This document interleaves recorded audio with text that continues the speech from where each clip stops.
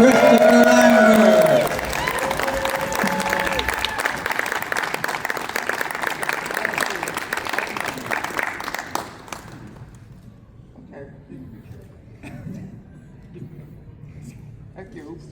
Thank you. So I have a few general questions, and then we are going to pass it off to your lovely fans. Going to test my might with these questions. First of all, today, what is very popular in movies, television, is the release of a gag reel. Blooper reels, if you will. During the filming of Mortal Kombat, is there any certain blooper moment that still sticks out to you? Who broke the most? Was there any funny moments that still to this day make you chuckle? Mr. Anderson. Well, this was my first action movie that I ever made, so I really didn't know what I was doing. And I would love doing big, long takes of every fight scene, because I thought that was what was important. And poor Robin would be like fighting and fighting and fighting and fighting. And at the end, he'd look at me like, because I was great. We got that, right? I'd just go, that was great. Just one more. And every time, and sometimes before the camera had finished rolling, he's like, why? If it was great, why are we going again? And I kind of learned that in action cinema, you get the wide shot and then you move on and you do the close coverage because you're really assembling the fight in the edit. But that's something I had to learn. And something Robin had to put up with for a while, until he shouted at me enough that I stopped. On your defense, he was only 28 years old. 28. Wow. So of course he doesn't know what he was doing. What about in the Goro suit? I'm sure that it just went well 100% of the time, right?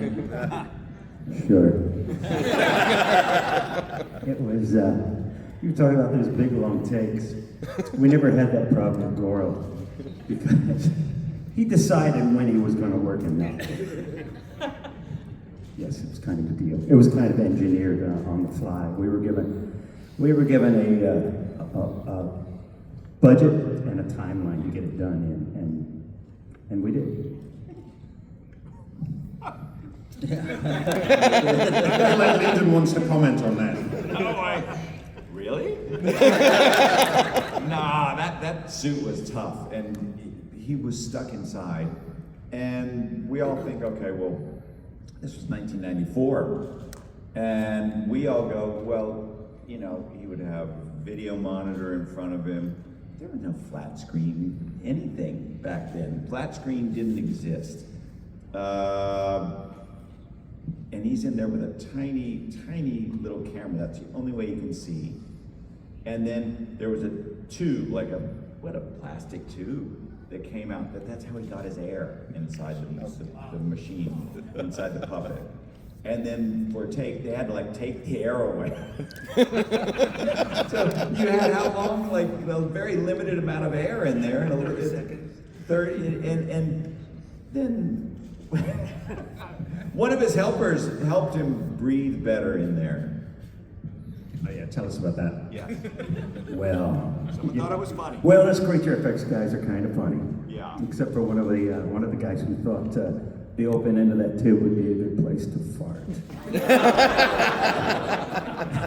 I can tell you what he had for breakfast.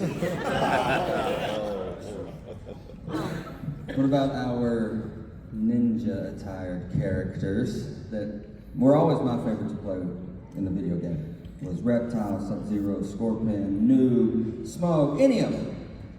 Were there any moments that still stick out to this day as either during a fight, blooper, anything that went wrong that stick out with anyone else?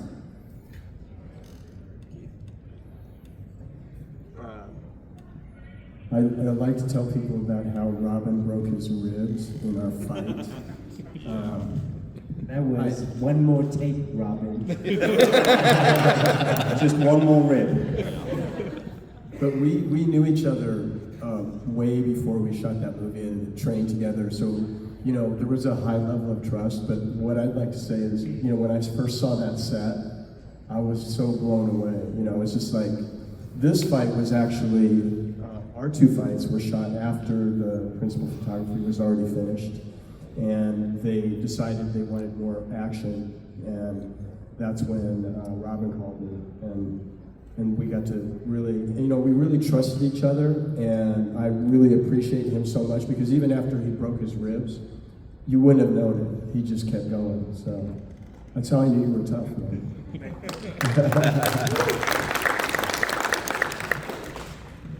What was the, can I ask something? Absolutely. What was the audition process like for you guys to come in and audition for these, really fight-oriented characters? How did they choose? Chris went through it. Yeah, Chris went through it. Did you? Okay. What was that like? They would have to fight me. And if they could defeat me, they got the role. Because obviously, Yes, of course. That was part of it. For me, actually, I went through a little bit of a gauntlet. I went to the first audition, and they told us all the roles had been cast. And it was my first major motion picture, and I'd done some other B-movie stuff, but I wanted to really be in the film because I was a big fan of the game. My 2 favorite characters were Raiden and Scorpion, in that order. Now, so I told my agent, hey, just get me in, and they were auditioning background fighters for the fight scene where Goro is fighting Ken Edwards there in the ring, and you're just cheering in the background. I'm like, I'll do it, I don't care, big fan of the game. So we went in and they had a whole, like not a stage, but an area set up, and they had 3 people sitting in chairs. And I had just come off the professional competition circuit, so for me it was like a tournament. They just said, go up there and do some of your best stuff. So I'm like, okay, I can do that. So I watched a bunch of people go, and I'm like, wow, some of these guys are really good. I want to do something that's going to stand out, something that's going to be a little different. So as I'm doing my routine, there's 3 guys like this sitting in chairs, and I realize they're only about 3 feet high. I can clear them. So I go running at them and do like a jumping sidekick over the top of them. And I just remember in slow motion, these guys just kind of doing that. I did some moves, jump back over, and I finished. That night I got a phone call. They say, we want you to come back. And I'm like, okay, cool. I go back, there's more guys, less than the first day. I do some more stuff, I get a call that night, and I come back a 3rd time.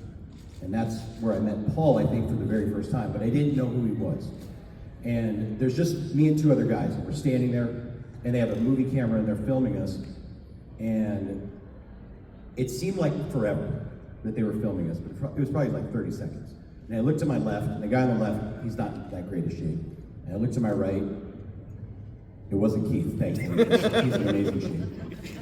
And I'm standing there, and I was in good shape, and I'm flexing, but I'm trying to look like I'm not flexing. You know, that weird look, like constipated look on your face.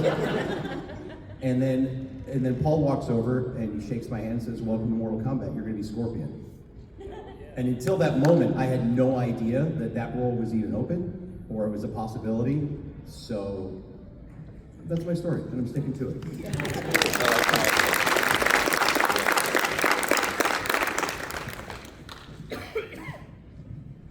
Was anybody else a fan of the video game series before they came onto the project? Have you played it yet? No. I was not a video game guy. I played it. I played it in arcades in London. So I was a big Mortal Kombat fan. And then when the movie was announced, everyone was like, ugh, a video game movie? Why do you want to do that? You know, there's no character, there's no story. And of course, everyone who said that had no idea what the video game was. They just assumed that, but because I played it, I knew that there was, quite a deep level of lore that was there, and there were amazing characters. Raiden, Johnny Cage, Liu Kang. These were characters that literally, popped off the screen, tried to kick you in the head. These were great characters. In the video game?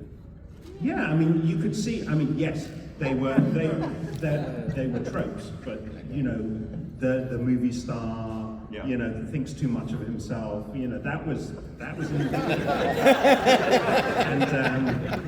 And here he is now as well.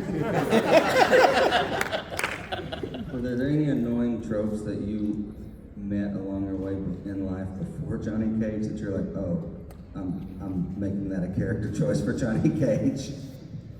Were there any like? Me? Yeah. Were there any people you met I along the never way thought he was before? annoying.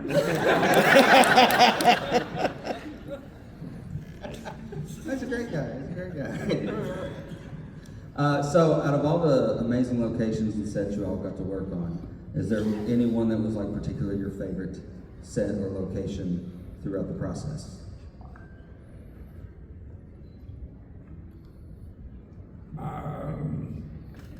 Yeah. I used to play the game when I was a kid, and my favorite character was Raiden because he was the only character in an action movie who didn't have to do action. I had to kill or push people away with my eyes. So when, first of all, I saw Paul Anderson movie that you should see because it's amazing. And Larry Kazanoff was the producer of the movie. And Paul called me for lunch. So I went to the lunch and I immediately said yes because I knew it was going to be fun. And I'm doing this business because I want to have fun. And I had a blast. And I think we all had a blast. We all went along.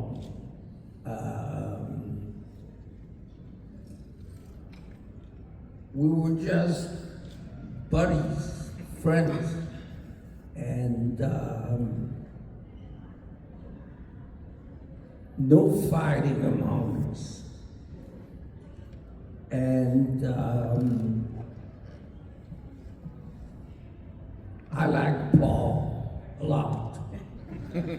His spirit, his mind, his imagination, his vision of the movie. I like Larry because he's a kid, even though he doesn't look, I mean, he looks like a kid, but he's not a kid's age. And I just had so much fun on the movie. And sometimes I regret not doing the second one, but I didn't like the script, really. And I didn't like the fact that Paul was not gonna do it. And so I didn't do it. But I have great memories of all the actors, the director, the producer of Mortal Kombat, the only one. Yeah.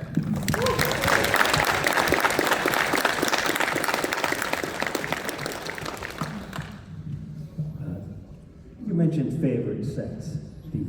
I think my favorite, I don't remember what it was called. It was the one that had like the stream of water cutting through it, and about a foot and a half of water. Oh, the and then statuary rocks. garden. The statuary garden. And there was a pathway over or whatever through this stream, and I'm standing on it waiting for our shot, but I'm in full Goro gear.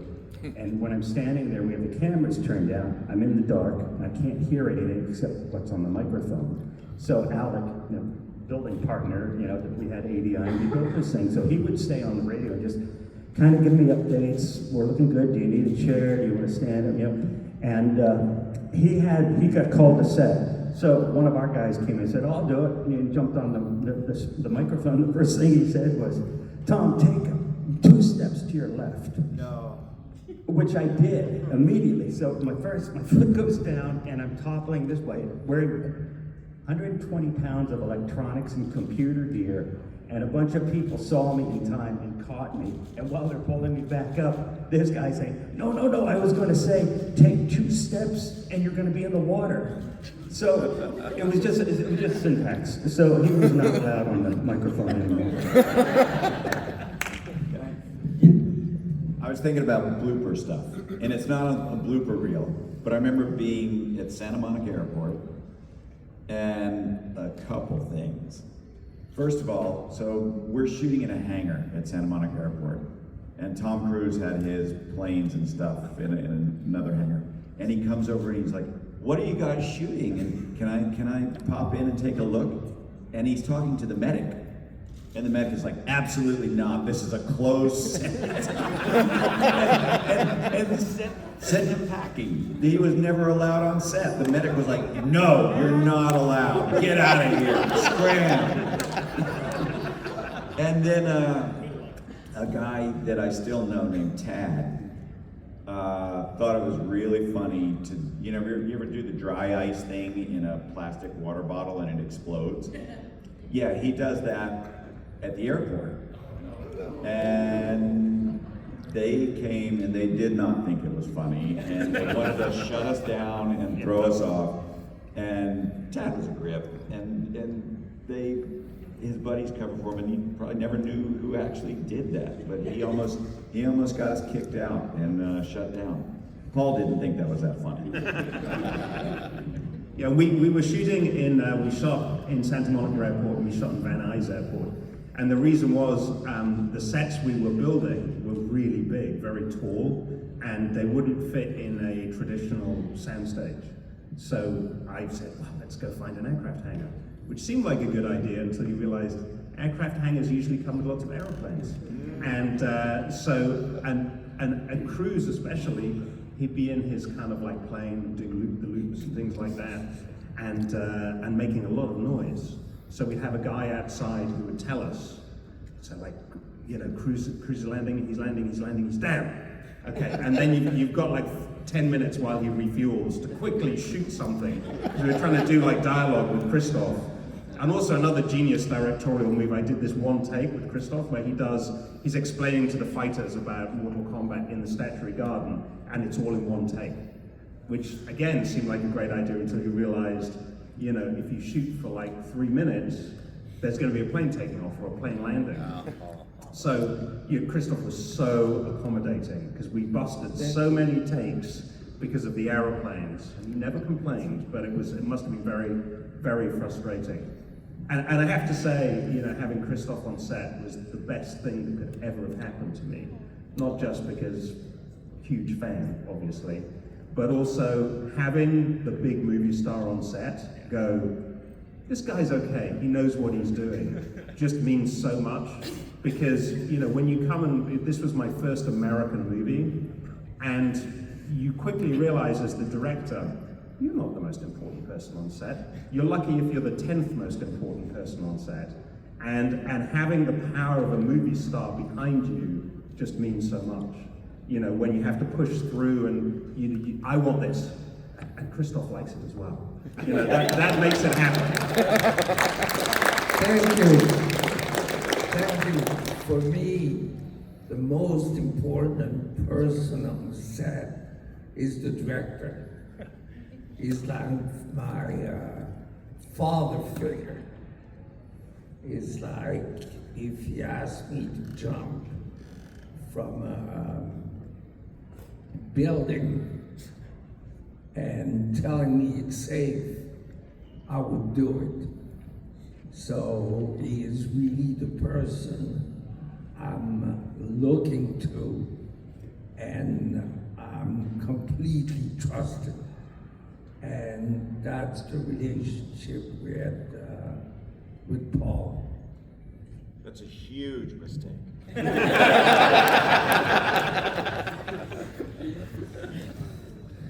Last question. So the new movies, and even in the games we played with multiverses, different versions of characters. If an opportunity arose for the 95 version of your character to return in this new franchise of movies, what do you think it would be like story-wise, and would you be willing to do it?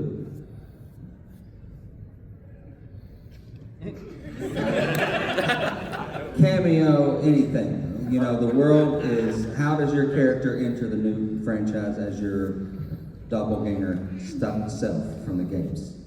Oh, God, I don't know. Like if you got to interact with Carl Urban's Johnny Cage, Uh-huh. who wins, first of all? I mean, aside from you, obviously. This would be the part where he falls down. What would be your hopeful like entrance of your version of the character to meet today's Mortal Kombat characters? So we're the same, we're Same young, character. we're same Yes. character, same everything. Because in the games, we got to meet multiple versions of each character from different worlds. How would that take place today? I don't think it'd be that much different. I mean, I really don't. I think it'd be, I think it was done pretty well. Yeah. You? Okay. I didn't see the movie.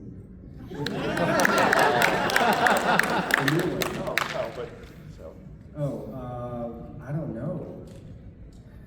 I want to be like Luke Skywalker. Is that is this kind of like here and? The mentor. You want to be in a different franchise. Playing a different character. If you're not directing, no, I'm not going to do that. Yeah. Screw that George Lucas. You'll never amount to anything. So there are a lot of people here with hopes and aspirations to be in the business of, in any aspect. What is some advice that you would impart to them if they were wanting to join the acting, directing in the world? What is some point of advice that any of you would give to someone wanting to enter the industry? I can give you the same advice I was given by the late great Pat Johnson. And he told me, because I said, after I did Mortal Kombat, I'm like, I want to do this, it's great. And he looked at me, he goes, Chris, let me tell you something. They could take a great actor and make him look like a martial artist, but they cannot take a great martial artist and make him look like an actor. And he looked at me, he goes, you're a great martial artist.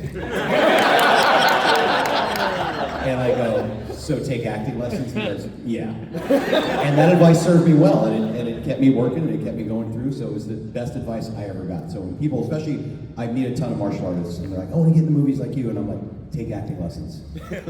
And here's the case in point, and I'm going to talk about Linden for a second.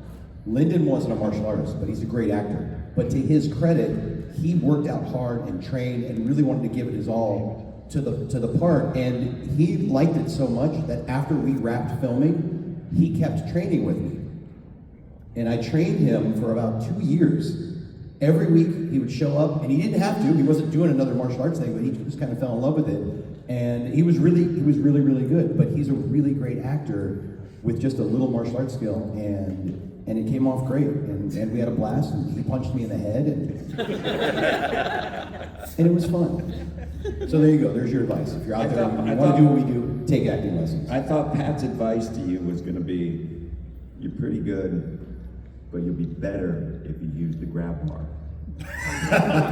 That's an inside joke that you guys won't get, but yeah, the grab bar will count. And don't make a Pat face. invented this thing called the grab bar, and it was like we all had to train on it all the time. And he's like, I carry it with me wherever I go. Everybody had one, Oh my and God. including those of us behind the camera, and everyone ended up doing exactly the same thing with it, which is hanging clothes from it. It was a great clothing line. By the way, if you don't know, Pat Johnson was the fight choreographer for not only for Mortal Kombat, but he did The Karate Kid, Teenage Mutant Ninja Turtles, Batman and Robin. Like he was a huge coordinator that just worked on a ton of projects. But yeah, he had an exercise bar that none of us really wanted to use.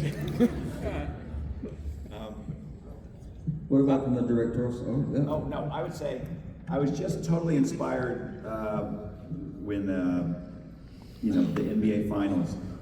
And I'm going to blank on his name, captain of the Knicks. Yes. And his mom on his mirror wrote, "The magic is in the work." And I think that applies to everything in life. I think that anyone who starts out going, you know, like my youngest daughter in preschool, and the teacher said, what do you want to do? What do you want to be when you grow up? And she said, I want to be a movie star. And the teacher said, oh, you want to be an actor like your mom and dad? And she said, no, I want to be a movie star. So I think don't worry about being a movie star. Worry about the work. Worry about, you know, being true to yourself, and the rest of it will take care of itself. That's my advice. And work hard. It's hard. It's not show play. It's business, and it's you do the work. Do the work. In anything in life, do the work. Love the work. Treat it like it's, you know, like it's important. No matter what you do, do it well, and the rest will take care of itself. What about from the directorial? What's from the class from the directorial? You know, I think Linden just said it. You know, it's like never give up and just work really, really hard, and it'll happen. I really believe that. If you want something bad enough, you make it happen. There's no real way to get into directing and writing. There's no career path you can take. You just have to kind of do it for yourself. And Simone Biles said something that I found very inspiring, which I'm not going to butcher, which is, you know, do the hard work today that no one else will, so tomorrow you can do the things that no one else can. And I think that's amazing. Yes. You just gotta, when you're not successful, when you're trying to get a foothold in the industry, just work harder than anybody else and you'll make it happen. Yeah. I want to thank each and every one of you for being here this weekend. It really means the world to a lot of us that you take the time out of your busy schedules to spend even just a few hours each day with us. So it means the world to us. Thank you. Thank you all so much. Go see these amazing, talented people at their booths. We also want to thank the sponsors of this Hungarian Colossal Productions for the amazing screen. Go see these amazing, talented people at their booths, and thank you so much for your time.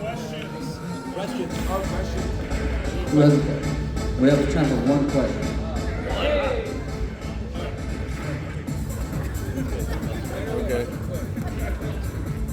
General thoughts and feelings about the sequel, Mortal Kombat Annihilation, and any regrets you may have had for not being in it, like you think you could have made it better had you been a part of it.